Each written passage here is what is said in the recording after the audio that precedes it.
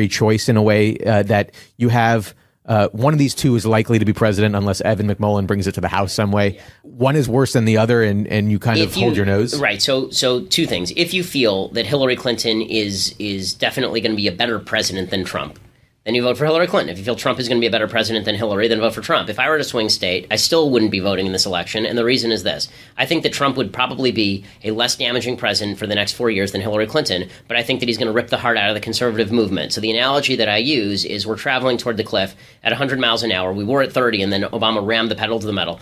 And now, if Hillary were to take over, she'd move us to 130 toward the cliff. Trump would move us to 110 toward the cliff. So it would still be worse, but he would also rip out the reverse gear. So morally, I'm not going to vote for a woman who's pro-partial birth abortion, and politically, I'm not going to vote for a guy, and morally, I'm not going to vote for a guy who has said and done all the things that Trump has done, and who is perverting the only movement that's capable of saving the country in the long run. It's going to be important that there were 4 years from now, it's going to be very important that there were people who said no to Trump, because I promise you, when the media comes after Paul Ryan and says, you're running for president now, Congressman or Speaker Ryan, and you backed Donald Trump when he was saying that Mexican judges couldn't properly, you backed a textbook racist in your own words.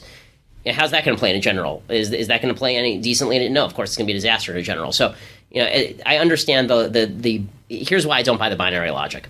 I don't buy the binary logic because I don't think that a vote is just an instrument of policy. If you think that a vote is just like a coupon, that it expires on January 1st, and so you may as well use it. Doesn't matter how crappy the store is. You may as well use it. You use it or lose it, right? Then it's a binary choice. You may as well cast your ballot for the person who you think is going to be best for the next 4 years. Some people think it's Hillary because they think Trump is unstable. Some people think it's Trump because they think that Hillary is stable and wildly leftist. Understand all that. There's another truth about voting that people don't want to recognize, and that is that people attach a moral value to the vote. It's not just an instrument of policy. When someone tells you that they voted for Jill Stein, you make a judgment about them. When someone tells you they voted for Bernie Sanders, you make a judgment. If someone told you they voted for George Wallace, you would make a moral judgment. If someone tells you they voted for Bill Clinton, you make a moral judgment. The idea that voting doesn't carry with it a particular moral stigma is a mistake, and it's particularly true for public figures. So it may not be true if you're just Joe Schmo living in Iowa. But if you're somebody who spends every day talking about these issues, like you or me or any of the public figures that are in this area, your vote means more, obviously, than your vote. And the proof is in the pudding, right? I mean, who cares about my vote? I'm in California. The only reason people say that they care about how I vote is because they're taking that as a signal of disapproval. They should take it as a signal of disapproval. I disapprove of both of these candidates.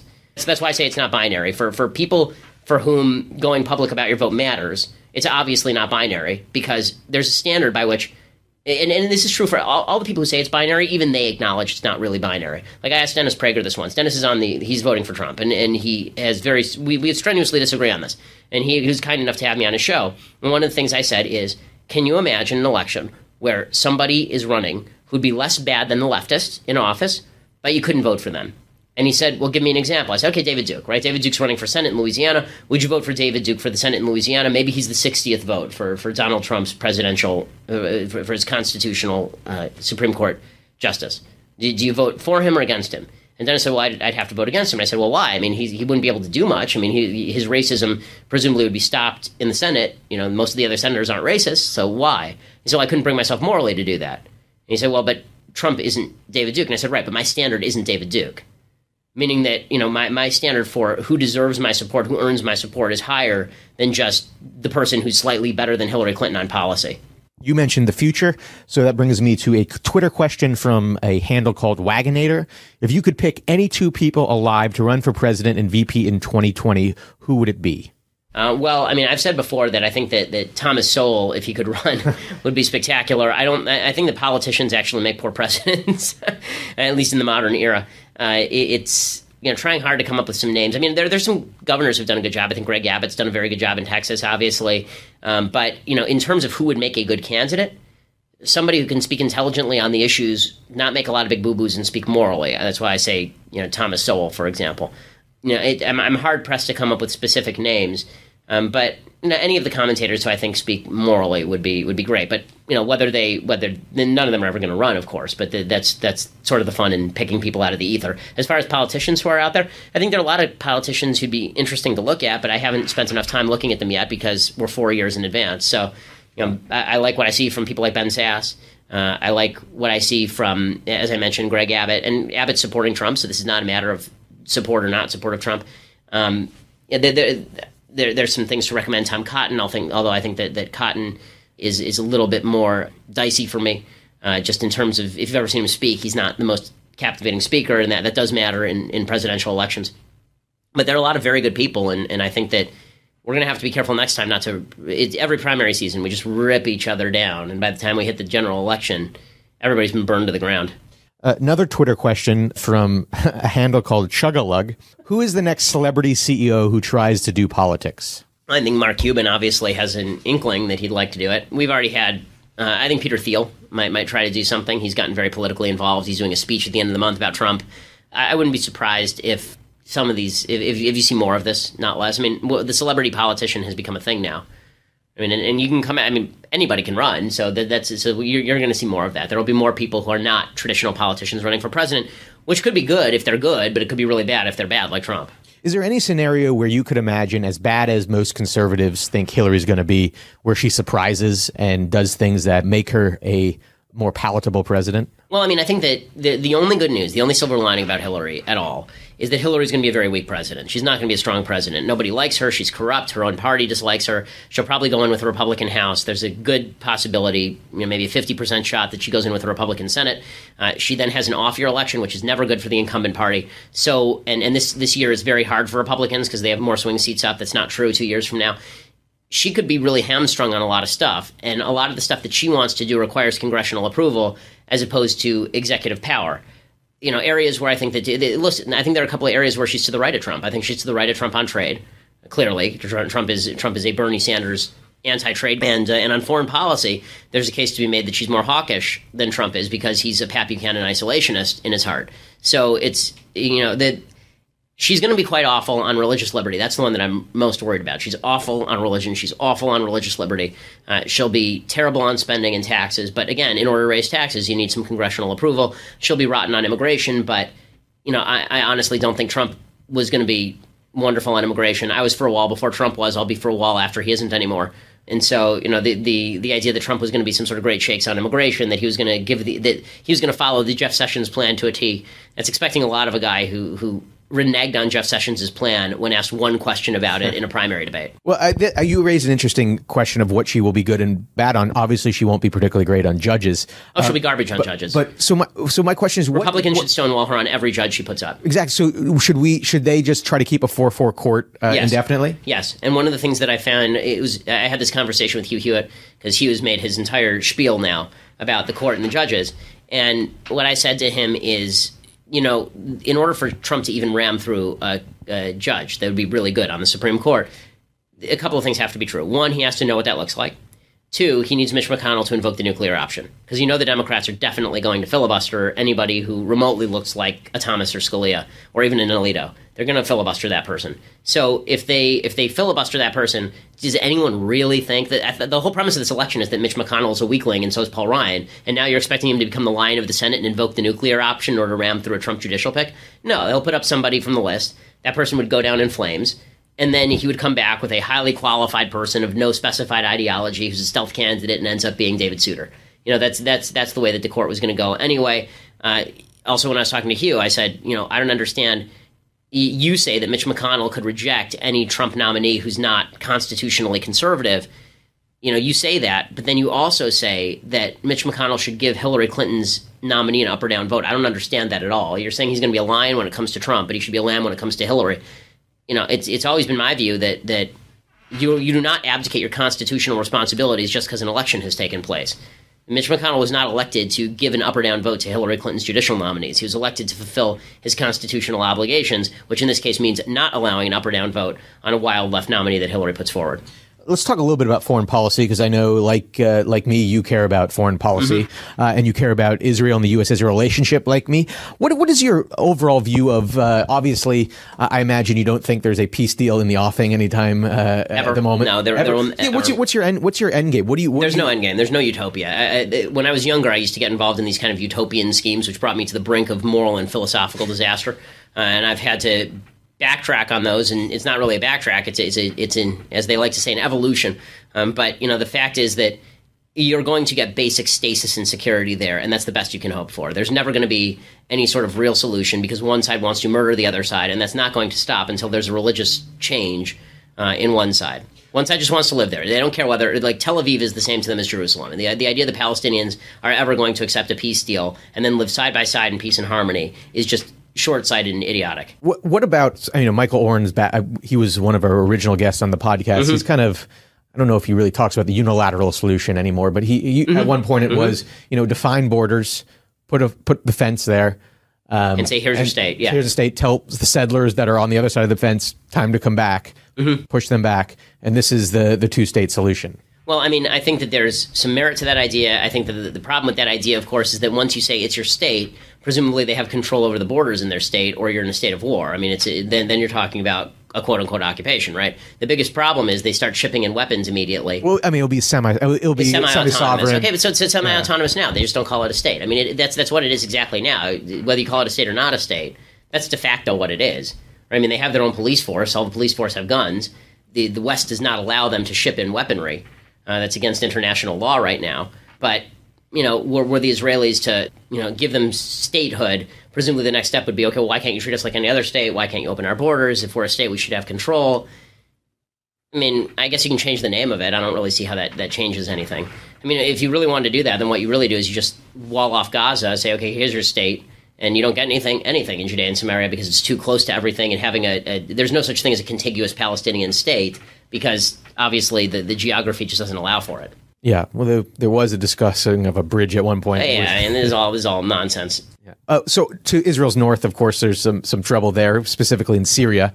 How do you envision, what should the United States' role be in the Syrian civil war? Well, I mean, I think that right now the role should be, it's a little late to try and do anything substantive. I mean, it's I'll admit that when we first started talking about arming the Syrian rebels, that I was concerned, as was Ted Cruz and many other people, about the idea that we don't have any clue who these people are, and we have a not wonderful history of arming rebel groups, and those rebel groups turning out to have ties with terrorists. And in fact, some of the Syrian rebel groups do have ties with terrorists, obviously.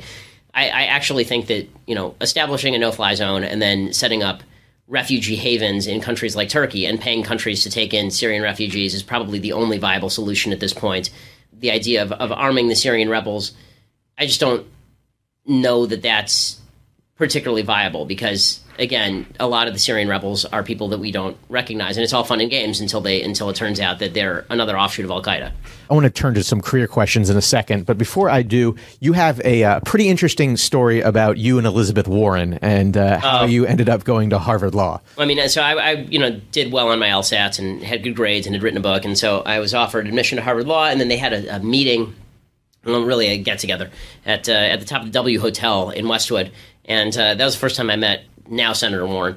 And who was then a Harvard Law professor. She was a Harvard Law property professor, and they brought her out as kind of a recruitment person, and she must have read kind of my resume beforehand because it wasn't tons of people; it was probably 30 people or something. And so she said something like, "I see that you wrote this conservative book about brainwashing on college campuses, and do you really think that happens?" "Yes, I do." And she says, "Well, do you probably just listen to talk radio?" And I said, "Well, I mean, I do listen to talk radio." She said, that Rush Limbaugh, he's just awful." I said, "Well, have you ever listened to Rush Limbaugh?" And she said, "No." And I said, "Well, right. I mean, that's like, how do you know?" And she didn't really have a solid comeback for that, but that's sort of the leftist bubble that exists. The fun thing about Harvard Law is that you run into all these people, right? I mean, Elena Kagan, who's now justice, was the dean then, and literally the only thing that she was famous for was building an ice skating rink at Harvard Law. That's legitimately her claim to fame, is that she put an ice skating rink outside of the student union. So, and also tried to force the federal government not to pull money from the law school over banning ROTC. Let's turn to kind of career advice to people who might be listening to this who want to be the next Ben Shapiro. If someone I know why they'd want to, but sure. If someone comes to you and says, "Ben, I want to follow in your footsteps. I want to be the next great pundit at a very young age." I think 17, you got a syndicated column. Yeah. What would you advise them? Read and read and read and read and read, and then write and write and write and write and write, and do and acknowledge that you're going to have to go through the minors for a very long time with very little recognition and slog along for very little pay. I mean, that's sort of the rule. Like, the syndicated column has never paid a lot of money. It was something that I did almost for free because I think it was important to get the message out. I wrote for many years. I mean, I've been doing this. I'm 32 now, so I've been doing this for 15 years. And there are moments where people sort of pay attention to the stuff you're saying, and there's a lot of moments where they don't. But it's it's all preparation for the time when you finally get a shot at sort of being in front of a lot of people, and then you take advantage of that shot. So, for me, there have been a number of times where I've been able to do that, and that's been helpful. But that's about preparing for years in advance for a moment that comes along rarely. Would you recommend to someone they get involved and try to become a commentator at an early age like you did? Sure. I mean, I think there's nothing wrong with that. I think that digging the best way to do it now. When I was younger, the political situation was a little different. There was a little more of a scarcity in terms of the conservative books were not. There wasn't such a glut of them back when I started. It was still sort of a new idea that we were going to have an entire industry of conservative books. The main publisher then was Regnery. There was no Crown Forum. There was no, HarperCollins really didn't do it, and so it grew over time. Now, in order to break in, you need to do some reporting. So I talk to college students all the time. They all have my email address. I have them send me resumes. I try to funnel them to places they want to work, internships and places on the Hill. And we're going to try and start an internship program at Daily Wire specifically to work with college students. I like to help young people out on this. If you really want to make a name for yourself in this particular sphere, report on what's going on your campus. Get the word out to people like me. We'll help blow it up. I'm happy to help get you on Fox News. I'm happy to help bring attention to issues that you're seeing on campus because, as Andrew Breitbart, who's one of my mentors, said, you are a reporter. You have a phone on. You have a camera on your phone. That makes you a reporter now. So everybody's got an opinion. Not a lot of people have information. Focus on the information, and then people will want your opinion the more information you're giving them. You mentioned you've been in this game for 15 years now. How have your views changed from when you started on any issue, or if they haven't? Yeah, I mean, I think I'm more libertarian on some issues. I think that I didn't used to be pro-marijuana legalization. I'm pro-marijuana legalization because I think the government sucks at everything. Any other drugs or just marijuana? Not any drugs that have externalities. So meaning like if there are certain drugs that make people legitimately violent, those drugs, no. I'm right where you, that's exactly my Yeah, I mean, but any drug that doesn't have externalities, if it's just a matter of you're using a drug for your own personal high, I think you're adult, I think you're a moron, you annoy me. But since I'm not a fascist, you can be adult, a moron, and annoy me and not go to jail. That's my basic rule of government. It's kind of the John Stuart Mill argument. Yeah, I mean, I think when it comes to government policy, the John Stuart Mill argument is exactly correct. I think the problem with the libertarians is they take the John Stuart Mill argument to the social sphere, too. And then they say churches, and this is not all libertarians. Some say churches are bad, that social institutions are bad. No, you need the social fabric in order to provide the framework for a John Stuart Mill government to work. Yeah. To date, you have mainly written nonfiction books, but you have a fiction book coming out, True Allegiance, right? What is that about? When does it come out? Why fiction instead of nonfiction? So to start with, where it's coming out November 1st in print. You can get that at Amazon. It should be at your local bookstore as well. It's an imprint of Simon & Schuster, and it's and the book is basically a take on what the collapse of the Republic would look like in sort of an alternative reality where everything is all the Spinal Tap scales are inched up to 11 as opposed to where they are now, which is about a 9.3. So if things got worse on kind of all fronts, how does that impact the Republic? And how does that fall apart in the guise of an action thriller? The reason that I wrote it as an action thriller as opposed to writing just a nonfiction book about what's going to happen when things fall apart is because you write nonfiction and you actually get more argument, not less, because people argue with your sources, they argue with your facts, they suggest that you're cherry-picking statistics and all the rest of it. And that may be right or it may be wrong. I'm happy to argue about all of those things. But the nice thing about the narrative is that it conveys the message that there are crises in certain areas of American life that have to be addressed, and there is a moral to these crises. Fiction is about morals, and nonfiction is about information. And I think that the Republican Party needs to move from the information party to the moral party, and that means telling stories. And so the easiest way to tell a story is sometimes to provide an example of what could happen. Here's the story that we're going to tell. Atlas Shrugged taught more people about capitalism than Milton Friedman. Certainly more people have read Atlas Shrugged than have ever read a book by Milton Friedman. So that, carrying that same sort of idea forward, the book has various storylines. There's a crisis on the border in which the Texas-Mexico border is being used as a go-between for Mexican drug cartels, and the Texas governor says, we've had enough of this, we're not listening to the federal government anymore on this. You have the federal government encroaching on land rights and standoffs between the federal government and farmers. You have a race riot that rages out of control in a major city. I wrote a lot of this like a couple of years ago before some of these things had happened. And so I thought this is like 20 years in the future. Now it appears to be about 10. But there's a race riot in a major city, and the president of the United States essentially hands the city over to the race rioters instead of trying to fight back against it or even calm it. And meanwhile, there are terrorists attempting to hit the homeland as the United States withdraws from all these places around the world. And the hero obviously is trying to stop all this from breaking loose. Did you find writing fiction harder than nonfiction? It's definitely harder. I mean, nonfiction, you're working off of other people's work a lot of the time. I mean, most nonfiction is not pure reportage. I've done that book. I mean, when I did Primetime Propaganda, that was a lot of reportage. That was a book about TV, and I went and interviewed everybody in the TV industry. But most nonfiction that gets written is you sitting there and doing research on secondary sources or primary sources that are written. And so you're quoting a lot. You're relying on other people's research. You're citing statistics that other people have compiled, and then you're formulating those into compelling arguments. That's a lot easier than writing a term paper is a lot easier than coming up with a plot and characters directly out of your head. And then trying to make the plot compelling enough to work. You actually have to work out holes in plot that you wouldn't have to in nonfiction. Twitter question. Realistically, what are the chances of Ben ever running for elected position? Apparently anyone can do it. So, I don't rule anything out. But if Herman Cain and Ben Carson and Donald Trump can be seen as viable candidates for higher office, then I don't see why we shouldn't have more people running for higher office who are capable of making decent conservative arguments that are convincing, particularly to young people. I should say that Twitter question came from someone named Andrew Hall. All right, let's go to some closing questions. I always like to close with some fun questions. What historical figure do you most admire? Everyone says Churchill. Moses, Adams, Churchill, Lincoln would be the big four for me. What 3 books most shaped your worldview? The Bible, Economics in One Lesson, and the Federalist Papers. Is there a writer or are there writers that when you see their byline, you always read them? Sure. It's changed over time. There are some people who I used to read a lot more regularly who I don't anymore, thanks to this particular election cycle. But in terms of books, I always read Tom Wolfe. When he has a new book out, I read it. Adam Carolla, when he has a new book out, I read it because he's hysterically funny. And in terms of kind of people who write regularly in online, whenever I see David French has a piece, I love David French's work at National Review. There are actually a fair number of writers who I really enjoy, even people I disagree with. Anybody you can mention who you disagree with on the other side? Who I enjoy reading? Yeah, everything Nate Silver writes, I read. Yeah. And I disagree with him on politics strenuously. Who is the most overrated person in Washington? It's hard. That's an easier question would be who's not overrated in Washington. It's the most overrated person in Washington on their side of the aisle is President Obama, who's been an absolutely destructive force, but is not quite as competent as people make him out to be.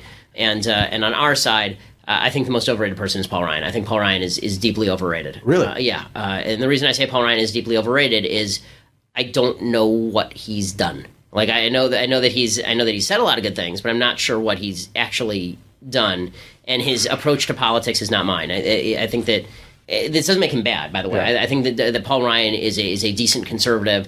I think that he gets a lot of crap for stuff he doesn't deserve. I think he doesn't get crap for some things he does deserve. Yeah. But his approach to politics that seems to be beloved by all these people in our side of the aisle is a really milquetoast approach to politics that's not slated to win anything. Let me just play devil's advocate very quickly here. What some people would say Paul Ryan did, and one of those people are upset with him during this election for standing behind Trump, but is that, the Republican Party was, until he kind of forced them, not really talking about entitlement reform. Right, so that was good. You got the entire House and Senate to vote on an entitlement reform and get them on board when people used to say it was a third rail because they didn't want to get involved. That was an act of political courage. It also didn't pass because the fact is that you have to... It did pass the House, I think. Right. It passed the House, but a lot of things passed the House. Repeal of Obamacare passed the House with John Boehner as the head of the House, right? A lot of things passed the House. Did entitlement reform pass the Senate? I don't think it did. I'd have to go back and... But I don't remember, to be honest with you. But the reason... So the dirty little secret of politics is that, yes, it takes courage to talk about entitlement reform, and there he deserves lots and lots, and he deserves an enormous amount of credit. That said...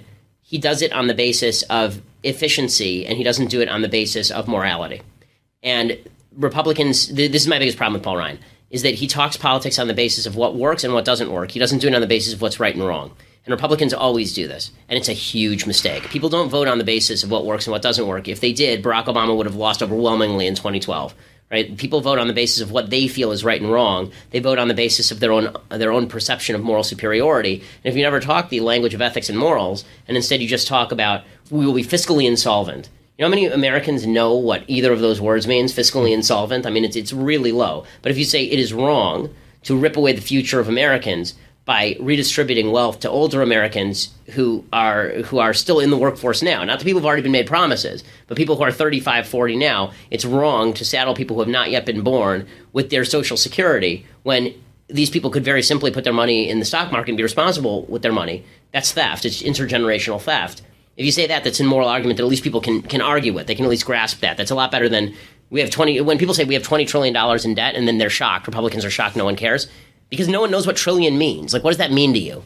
What would you do with $1 trillion? How's it different from $1 billion, right? I mean, like the idea that anyone can wrap their minds around figures that large. And even when you say things like, well, if you just took the $100 bills and stacked it up to the moon and back, that still doesn't mean anything. Yeah. Right? These are numbers that don't mean anything. They're just numbers. But if you say, we pay the entire budget of the Chinese military every year in just the interest payments on the national debt. And that's immoral because we're paying for the army of a country that forces abortions on its own citizens, right? And that is egregiously violating the human rights of surrounding countries. And we're paying for that because we're too selfish not to take out further borrowing on welfare programs that are ruining the economy anyway. Now you're making an actual moral argument that might be able to convince somebody. Legacy question, and you're young, so this might be a little bit difficult. Thomas Jefferson famously only one of the 3 things on his tombstone that he founded UVA, that he wrote the Declaration of Independence and the Virginia Statute on Religious Freedom. Decades and decades from now, when you leave this mortal coil, what 3 things would you like to see on your tombstone? Well, I mean, I think obviously most important to me is father and husband. But beyond that, lived a virtuous life would be a good one. As far as accomplishments, I hope that the best accomplishments are yet to come. But if it was inspired people to fight back against the left, I think that would be a pretty good one. If people who are listeners to this want to read your work, hear you, where can they go? So Ben Shapiro Show is my podcast that comes out daily, Monday through Thursday. We should add a Friday show pretty soon. It's the largest conservative podcast in the country. We have about 150,000 people who download it every day.